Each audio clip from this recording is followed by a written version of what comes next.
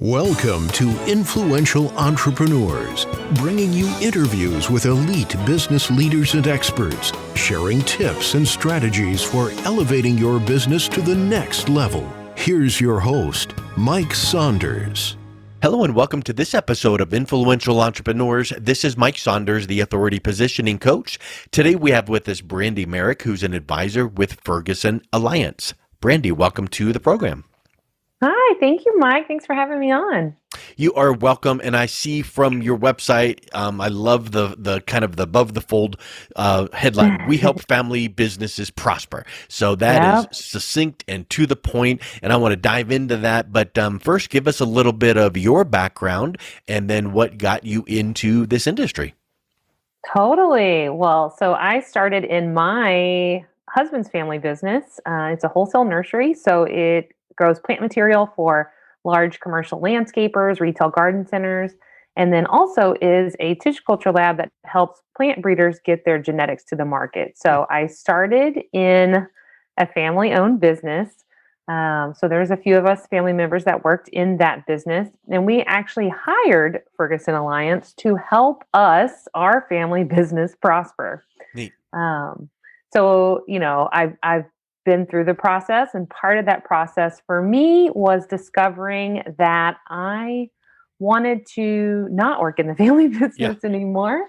And so I didn't know what I wanted to do. And then Ferguson Alliance offered me a role of helping people just like me. And so that is how I have found myself here advising other family-owned businesses. What a perfect entree, because it's like you experienced it from the client side, right? And you saw the benefit. And I'm pretty sure that the Marcus Lemonis show, The Profit, is still on. I watched every episode. I'm waiting for the next season. But if I'm correct in remembering, he doesn't love family businesses, right? Or people, that are business advisors. They always have this red flag because there's so many things, landmines, family, interpersonal. And so I think that mentality is a truthful statement. I know not 100% of the time, but what are some of those challenges that you guys notice that are first to address when you're working with a new client that are indicative of a family business versus any other type of business?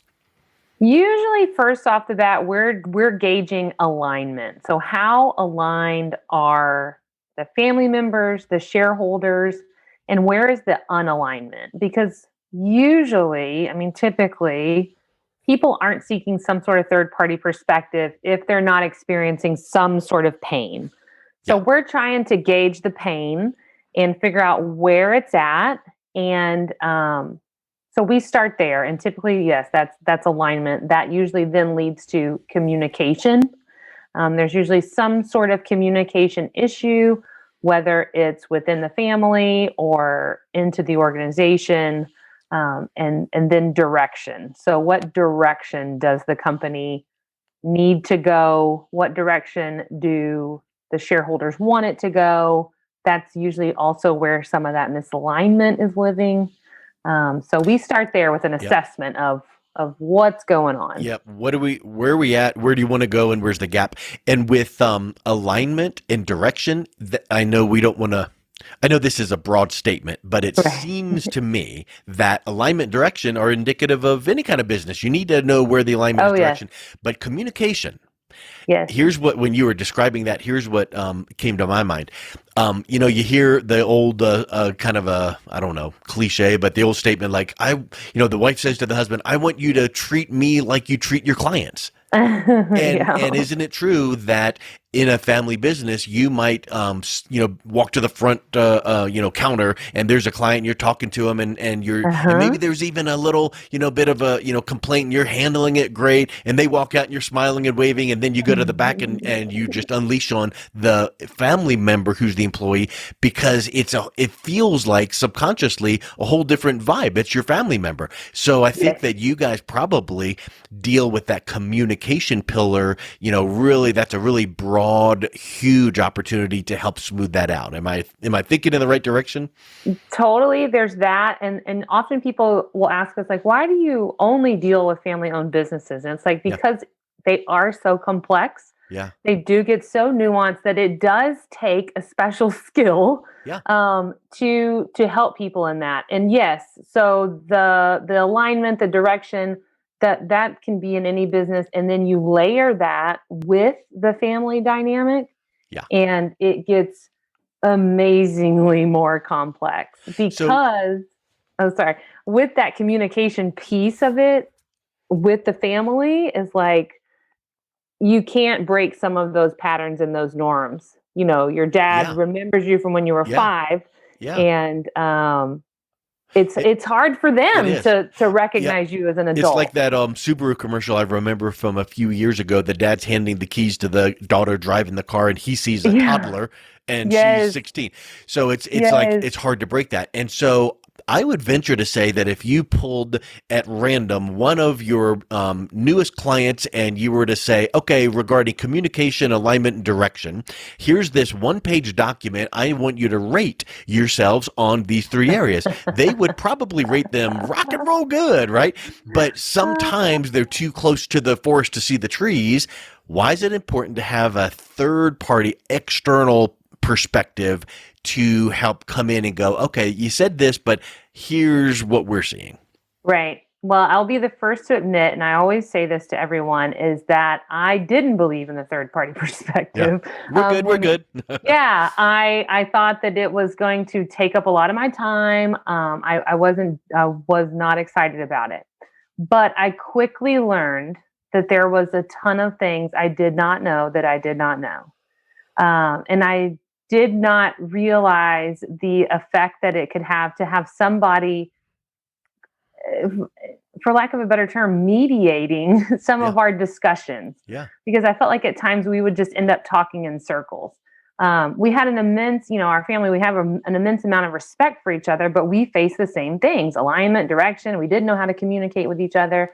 And so it's figuring that out. And so, yeah, you have to, once you realize the value of it, you can see that having that third party perspective, that person is higher level above you. They can see the situation without the emotion to it. Yep. And that emotion that then we apply as operators in the business, it can cloud your judgment tremendously. So then learning those new habits of having someone pick you up out of that space and let you see it how they see it Yeah. is very And that transformative. in some, I would suspect that some of the increases in communication are efficiencies, which even can trickle down into profits and increase sales, and all those kinds of things. It's the intangible things that turn Yes. into the tangible things. Yeah, that's what I was just about to say. Cool. It's so intangible, and it's those soft skills, and it's the things that you can't like pick up in place, but your organization feels it. They feel that shift when you start to communicate better as a family or as business leaders. Then they feel that shift of like, okay, I don't know why, I don't know how, but it seems Yeah. less tense in here. Yeah. And then it just kind of compounds from there. And then, it's just, managers and leaders are just like parents in a way, right? They're the people that are working in your organization, take whatever example you're giving them and they run with it. So if you're behaving and communicating well, then they see that.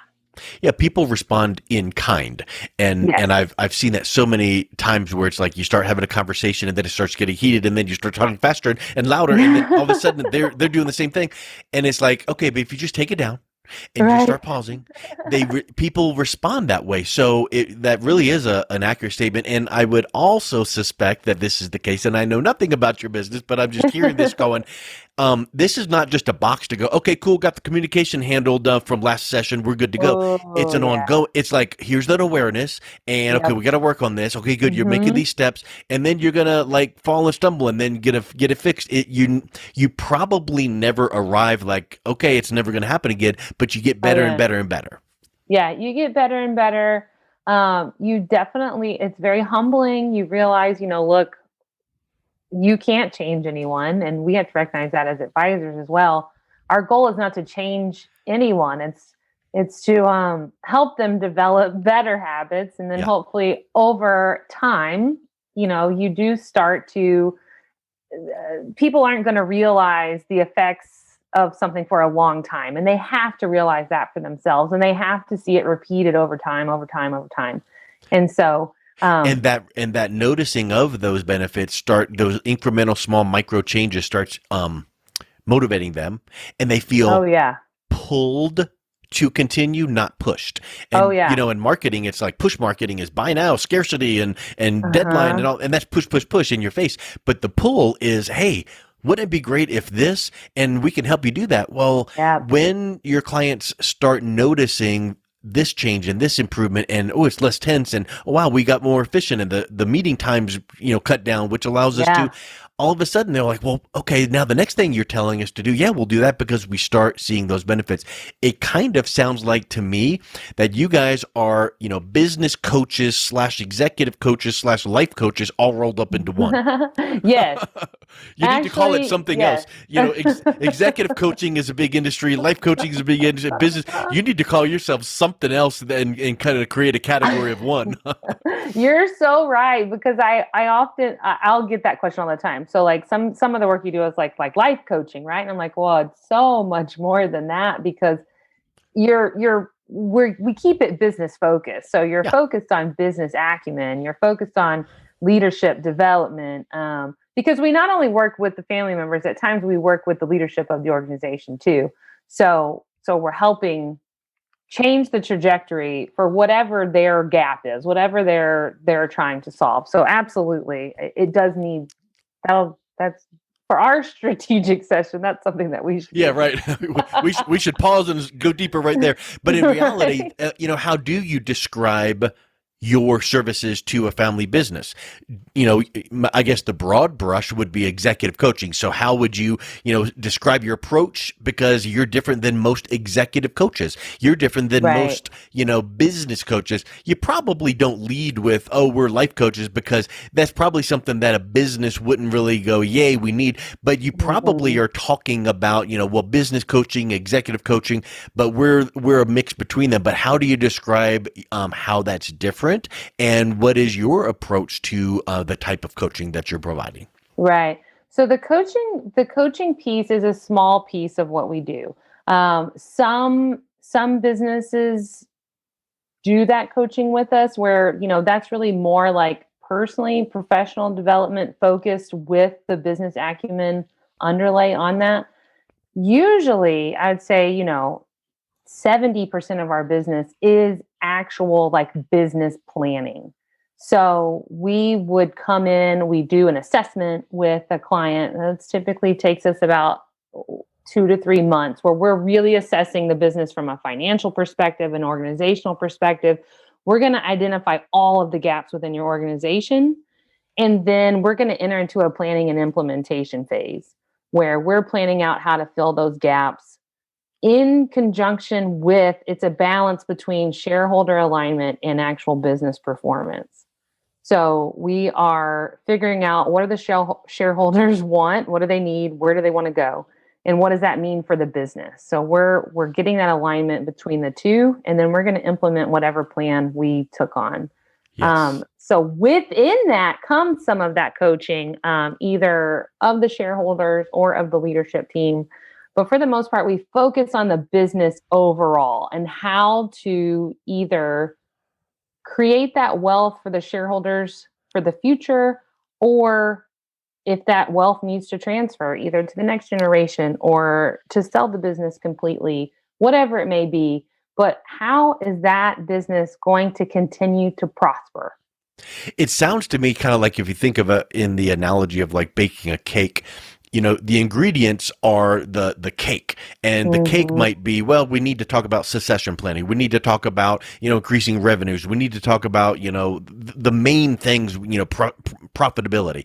But the icing on the cake is we're going to integrate it in with some executive style coaching or some lifestyle coaching, because in order to execute these things, we got to improve communication. In order to get that, succession plan in place, we got to make sure all the partners and owners aren't fighting and working against each other. So at the core, you guys are helping people scale, increase revenues and profits and all of those normal business type things. But you recognize that there are many layers of nuances with a family business. So Correct. that's a big undertaking. Yes, it is. But we love it. Yeah. We love it. It is complex, but it's so great because when you see those people connect the dots and realize that it doesn't have to always be that way. I think as business owners, you start to really you just get this one path, you've got this trail, this is how it's done, this is what we're going to do, or you have that obligation that's what you have to do. And so to get somebody to kind of yank you out of there a little bit and say, well, it doesn't have to be like this. Yeah. It's just so great when all of that comes together, but it can take a long time. Well, I was thinking about that when you were mentioning some of those things. Is this like, in 30 days we're done? No, of course not. It's a long process. So are businesses coming to you because they're in desperate need of intervention and a turnaround, or are they coming to you going, hey, things are going pretty good and we want to scale to the next level and do it the right way? I wish that it was more of the latter, but a lot of times it is, I wouldn't say it's crisis mode, but it's closer to crisis than it is like, hey, let's be proactive. There's some stuff broken, help us fix it. And then when you're in there fixing it, you're like, oh, and by the way, we could do this, this, and this, which would help you scale, leverage, and go to the next level. Yeah, absolutely. It's typically like that. Somebody or something is at its breaking point, and they have tried all the tricks up their sleeve. And this is my story as well. You run out of your plays, but you know that life could be better, your business could be better, and you're like, all right, what do I need to do? What do I need to do now? Yeah. Awesome. Yeah. Well, Brandi, it's been such a great pleasure talking with you. This is a really needed area to focus in. So if someone is listening to this going, hey, we're not broken, but we could always, have someone look over our shoulder, maybe get that, overview assessment. What's the best way they can learn more as well as reach out and connect with you? Certainly, you can go to our website. It is Ferguson-Alliance.com. And on there, we have tons already. You can go and check out all of our free resources. We have a video library there that teaches all about all kinds of different things, challenges that people face. We have great articles on there. So that's the best place. And then on LinkedIn, you can connect with me if you would like to. It's Brandi Marek, Marek. You can get on there and connect with me there. And I'm constantly posting all kinds of tidbits and nuggets of information, and we are available anytime. Awesome. Well, Brandi, thanks so much for coming on. It was a real pleasure talking with you. Thank you so much. This was great. You've been listening to Influential Entrepreneurs with Mike Saunders. To learn more about the resources mentioned on today's show or listen to past episodes, visit www.influentialentrepreneursradio.com.